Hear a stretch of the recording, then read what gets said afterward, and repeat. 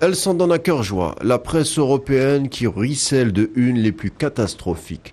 Le fascisme spectre noir reviendrait en Europe après presque un siècle, mais cette fois-ci, non pas sous les traits d'un militaire bourru, mais d'une falbala peroxydée. Giorgia Meloni, 45 ans, dont l'entrain sur les estrades de campagne depuis 2018 pour tabler sur les valeurs de Dieu, la famille, la patrie, est en passe de sans doute être la première chef du gouvernement cataloguée droite extrême depuis la chute du Duce. Issue justement d'un milieu admirateur de ce dernier, elle a su drainer son expérience et parfaire son flair politique à l'orée de ses 15 printemps déjà. Giorgia Meloni, c'est d'abord une histoire politique italienne. Celle du refus des diktats bruxellois d'une classe populaire blanche laissée pour compte, tandis que l'immigration par la Sicile est jugée trop fluide aux yeux de l'italien moyen. Celle de la vie trop chère et de la désacralisation d'un patrimoine séculier catholique, et ce à quelques encablures du Vatican.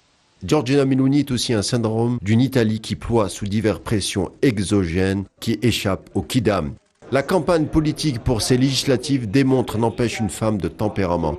Leader de Fratelli d'Italia, sentant le vent tourner, s'est appliqué ces derniers mois à adoucir son image, quitte à retourner sa veste sur des dossiers internationaux pour rassurer l'électorat de droite bourgeois, tout en veillant par des saillies à conserver les électeurs nationalistes.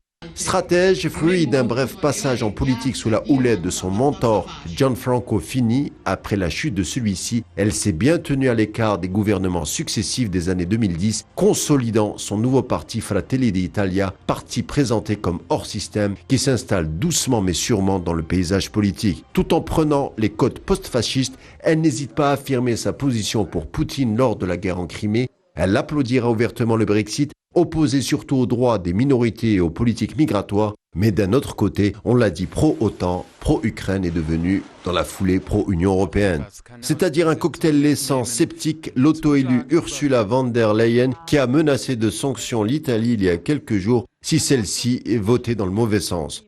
On verra d'ici les quelques jours la réelle texture politique du gouvernement formé sous la houlette de Meloni, c'est-à-dire celui-là même se situant loin des emphases des campagnes électorales pour endosser le concret.